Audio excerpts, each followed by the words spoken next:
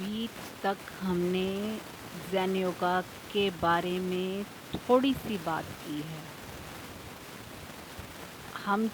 पहले मैं सोचती थी ज़ेन योगा मतलब क्या, ज़ेन योगा से क्या होगा।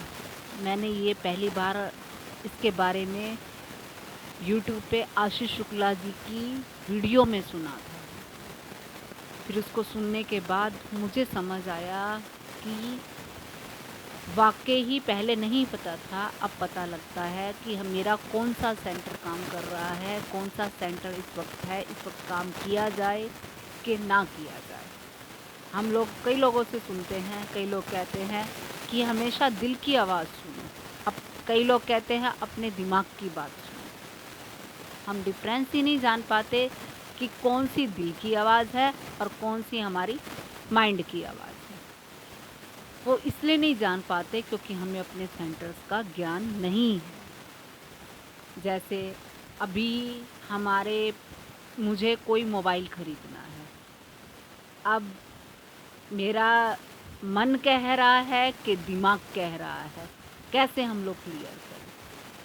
अगर हम आई सेंटर के अकॉर्डिंग उसको ख़रीदेंगे तो हमारा यूजेबल होगा, ना कि कल को हम ये कहेंगे कि मैंने ये क्यों ख़रीद लिया।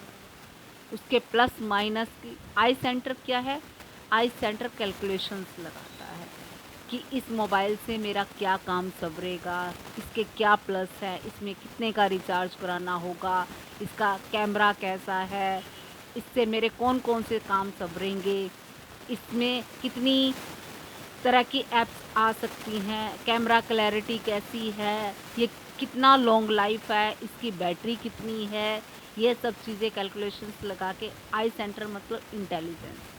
एक होता है किसी के हाथ में हमने मोबाइल देखा और बस यही मोबाइल लेना है हमें। अब ये क्या हो गया, ये एक तरह से आपका और मेरा ई सेंटर हो गया।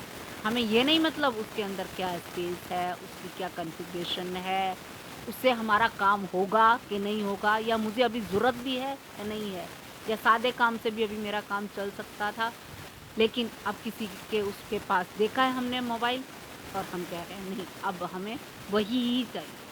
वो इमोशंस उसको हम चल रहे हैं, मतलब बिना कैलकुलेशन के, बिना माइंड को यूज़ किए। ई सेंटर मतलब भाव का सेंटर। बचपन में मैं भजन सुनती थी, भव सागर तर जावा मैं। भव सागर मतलब इमोशंस का सागर, इससे निकलना बहुत मुश्किल है जब तक कि आपका इंटेलिजेंस स्ट्रॉन्ग नहीं होगा।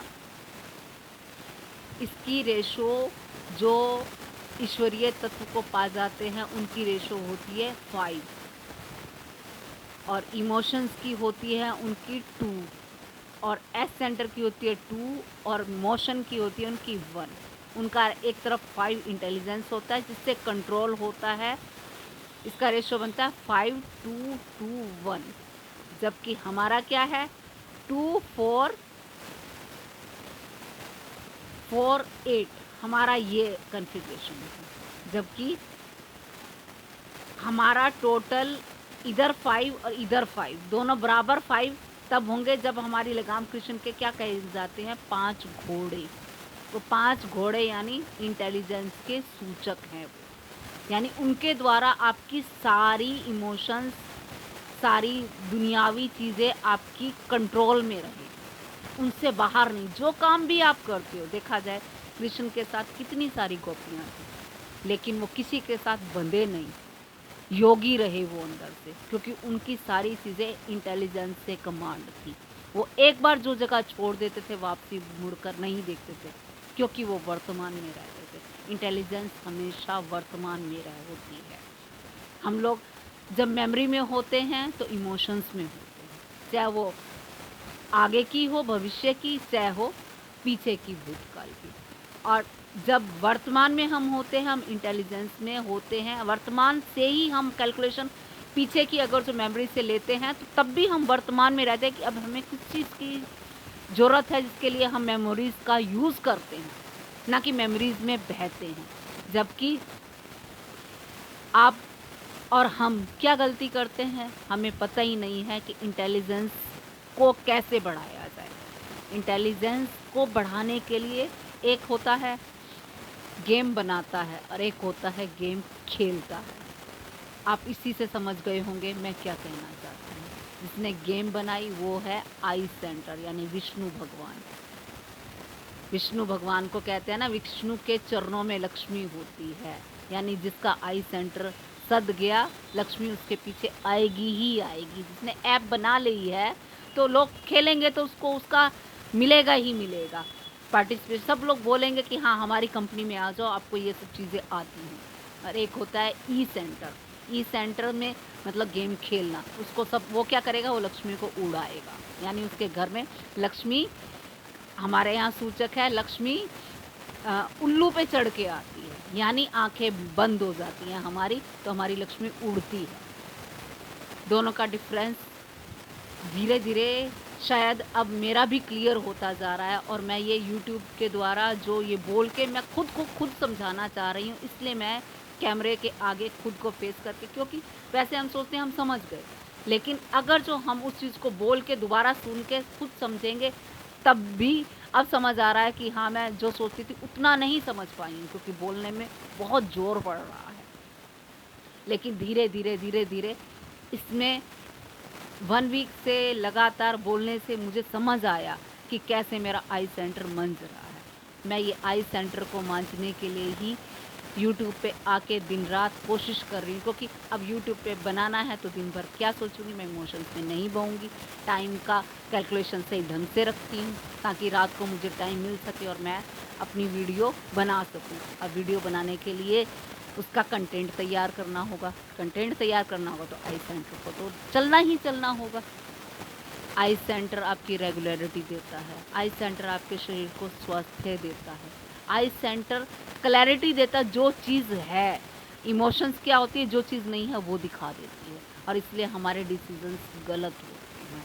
और एस सेंटर तो पूरा जानवरीय सेंटर होता है, क्योंकि वो रिएक्शन से निकलता है। रिएक्शन मतलब किसी ने एक गाली दी, चलो जी हम, जो आई सेंटर वाला बनता होगा कोई उसको गाली देगा तो चुपचाप वहाँ से खिसक जाएगा कि भाई ये जानवर हो गया है, इसलिए इसके साथ लड़ना समझो मुसीबत मोल लेना। और जो एस सेंटर वाला होगा वो उसका सर फाड़ देगा। वहाँ पे दोनों की इतनी बुरी तरह होगी कि अपना वो पूरा का पूरा भविष्य ही खराब कर देगा। धीरे धीरे धीरे धीरे करके कैसे भी करके आई सेंटर, जो पढ़ाई है हमारी वो सारी आई सेंटर है। जो बाज़ार हैं, बाज़ार में आपने देखा होगा ई सेंटर का ही सामान बिक रहा है। बहुत कम आपको पुस्तकालय मिलेंगे, क्या मिलेंगे आपको, खाने का सामान। ई सेंटर आपको क्या मिलेगा, पहनने के कपड़े, एक से एक, शरीर ढकने के नहीं, ताकि उसमें बह जाए। आपका दिमाग ब्लॉक कर दिया जाता है, क्योंकि हमारे अंदर उसके पैटर्न्स हैं, इसलिए वो हमें खींच पाते हैं। न्यू न्यू मोबाइल आएंगे, वो आपके इमोशंस को लेंगे, आपका फाइनेंशियल कंडीशन खराब हो जाएगी। ये सेंटर्स की जानकारी धीरे धीरे, इनके क्या क्या इसके गुण हैं, कैसे इनको पहचाना जा सकता है, वो सब जैसे जैसे क्लियर होता जाएगा आपको खुद दिखेगा कि मैं इस टाइम इस सेंटर में हूँ, अब मैं इस सेंटर में हूँ। जब मैं ई सेंटर में होती है मेरा माइंड ख़राब होता है, मैं उस टाइम कोई डिसीज़न नहीं लेती, क्योंकि वो फीलिंग को करता है, उसने मेरे साथ ये कहा, उसने ये किया, यानी मैं पीछे भूतकाल में चली गई। मुझे समझ आ जाता है भूतकाल मतलब इमोशंस, यानी ई सेंटर में मैं गई। फिर मैं देखती हूँ आसपास की आवाज़ को सुनती हूँ, गहरी सांस लेती हूँ। सांस पे आते ही आप धीरे धीरे आई सेंटर की तरफ आने लगते हैं। फिर उस सिचुएशन को समझने की कोशिश करती हूँ, उन्होंने क्या कहा, मैंने क्या कहा, फिर क्या हुआ, क्या मैं तो नहीं गलत थी। उसको समझने के बाद फिर अगले दिन पता लगता है जी कितनी गलती तो मेरी भी थी, और वो उस कंडीशन में था, अगर जो मैं भी उस कंडीशन में होती तो शायद यही करती। लेकिन ये कब आया, जब मुझे समझ आया, क्लैरिटी हुई कि आई सेंटर और ई सेंटर के बीच में बहुत बड़ा हैं, दोनों सेंटर बिल्कुल पास पास में, एक दीवार, जैसे एक मकान में 4 कमरे हों तो बिल्कुल एक कमरे के साथ सटा दूसरा जस्ट फिसल जाता है। ई सेंटर आई सेंटर को जस्ट घसीट लेता है, क्योंकि हमारे आई सेंटर तो सिर्फ 2 है, 2 का भी -2 ही मान लीजिए आप। मिनटों में कोई कुछ कहता है, हाँ मिनटों में जो रियलिटी है उसको भूल के, अच्छा आपने मेरे को ऐसे कहा, चलो अब मैं बताऊंगा तुम्हें, क्या क्या बताओगे, पता तो कुछ है ही नहीं।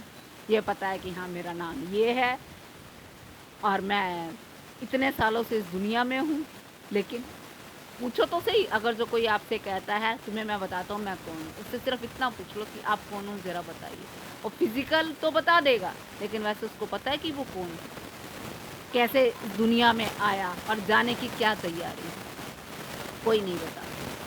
वो इसलिए क्योंकि हम कभी इस तरफ सोचते ही नहीं, हम बोल क्या रहे हैं, शब्द को यूज़ कर जाते हैं। तू जानता नहीं कि मैं कौन हूँ, क्या हम जानते हैं कि हम कौन हैं? वो आई सेंटर से ही रास्ता निकलता है। तभी तो कहते हैं कि विष्णु से होकर जाओगे तो लक्ष्मी, हम लक्ष्मी के पीछे जाते हैं, जबकि पड़ाव क्या है, IESM। आज इतना ही।